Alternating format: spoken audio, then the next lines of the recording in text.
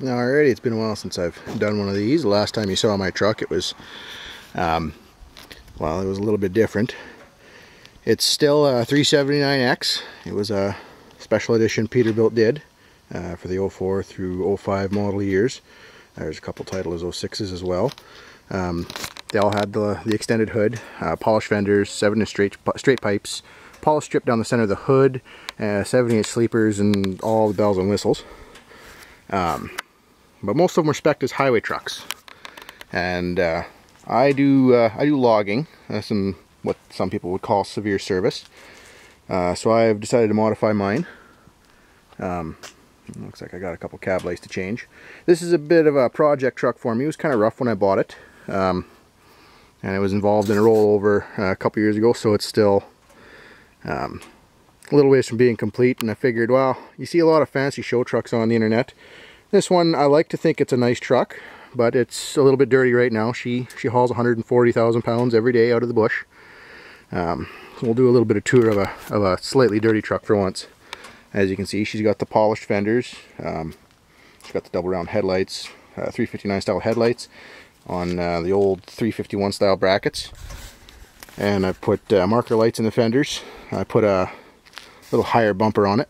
As much as I like the blades on the front, they're not very practical in this application.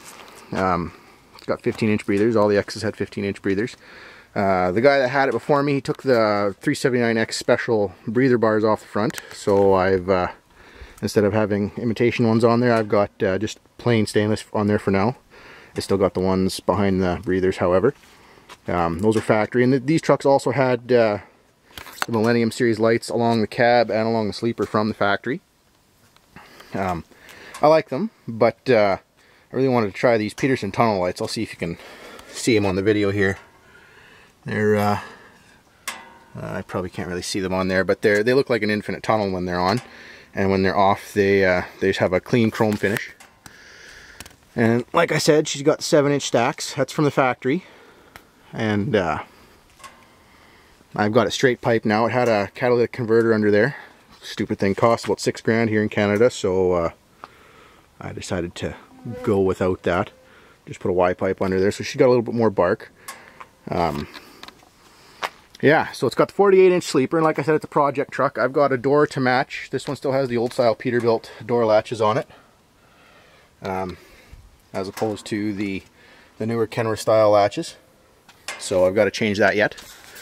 When I got the bunk, I removed the top stainless steel vent, because I just frankly don't really like the way they look. As much as I like the extra shiny on there, I just didn't really want it on there. Eventually I'm going to put a window in these doors, because I just like having windows on the bunk, and got to go for something unique. Got lights behind the headache rack.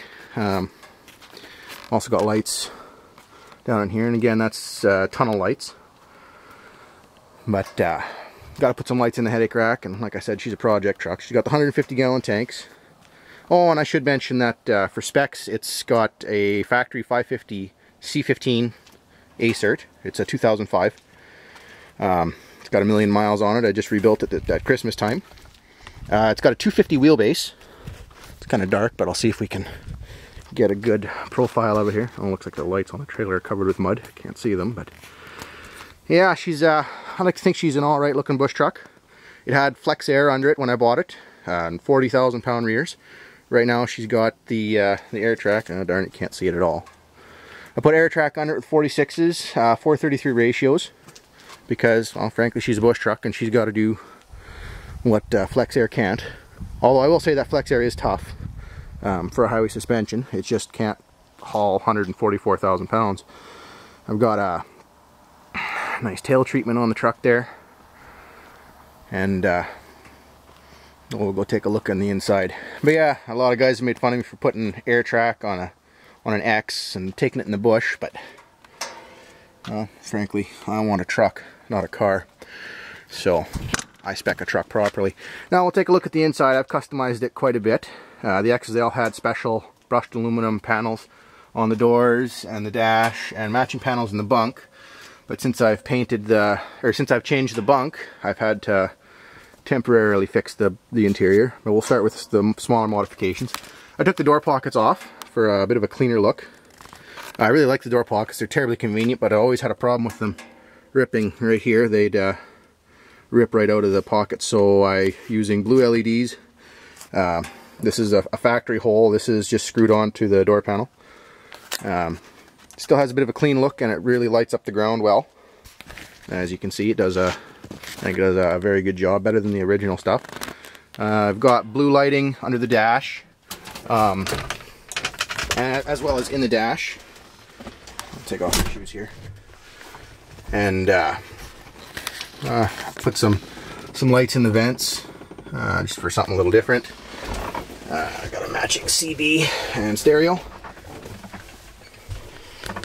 The X's, they all had custom Whalen Brothers shifters. Pardon that dirty floor mat, it's stained, it's not actually dirty. They had custom Whalen Brothers shifters on them, with stainless steel stick and custom laser cut stainless steel plate. That's all factory. I've painted the plate underneath the stainless there the same color as the truck, just for something a little bit more custom. And as you can see, I got the lights in the vents there. And yeah, like I said, she's a work in progress, but she's my work in progress. And we'll take a look in the bunk here. It's well, this is just a temporary fix. I'm planning on putting an interior in it yet. It was originally a red bunk. As you can see, there's still a couple of red panels in it. I have to take those out and get them refinished, but I haven't quite thought of what I want to do on the interior here for a permanent fix yet. I've got, I painted the panels just with some vinyl paint, nothing real special. I painted the trim around the window, painted the trim around the vents, painted the cupboards, and done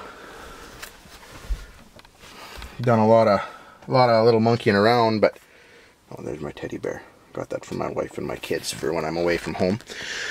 Remind me a little bit of home. Yeah, it's a temporary fix. The only panel that's out of my 70-inch bunk, which I do still have, just in case any of you are wondering, and no, I will not sell it, is this one up here. So I wanted to have something original, and this is the only one I was able to make work. It almost is a perfect fit. You can see at the top there's a spot where in the original bunk it overlapped a little bit more. But other than that, she screwed right in. I just ran some wires for the lights.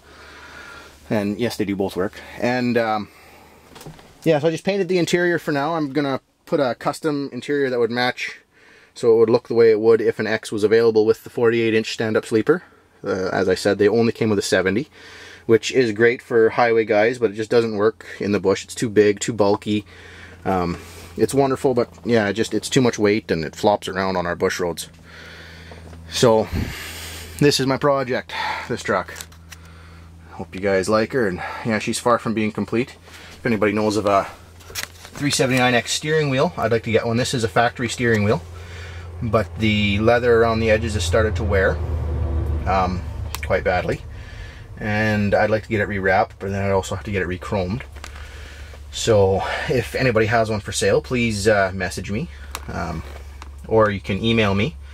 My email address is jr-transport@hotmail.com. And just in case you're wondering, because I did say it had a big cat and I do heavy haul, there's my mileage.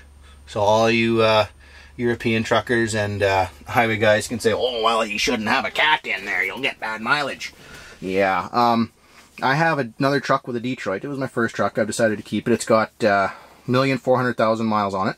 I've never done the engine in it, and it got great fuel economy. I was burning $100 a day less than this one, but it's a small displacement engine, and hauling 140,000 pounds up a hill with a small engine, that can be dangerous out here, because in the wintertime you're liable to spin out and slide down backwards and possibly get hurt. So I'll sacrifice a little bit of fuel mileage for the fact that I will get up the hill, and I won't be breaking all sorts of stuff.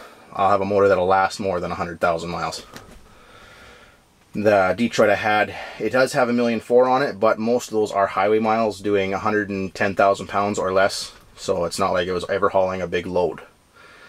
But yeah, this is my dream truck. I always wanted an X, and now I got one spec'd for the bush. And step outside one more time and take a quick peek at her, but she's a I got the inside the way I want her, and I got the specs the way I want her, so we'll say she's just about done. All I got to do now is rebuild the body stuff. I'd like to put a new hood on it, and I'll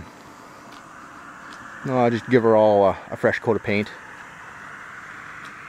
Don't know if you can see it very well here, but that's my truck. I got a 1991 Superior 4-axle logging trailer. It's 3 axles plus an airlift, and we haul that 140,000 pounds. We load it heavy on the drives, and we have the airlift up coming out of the bush.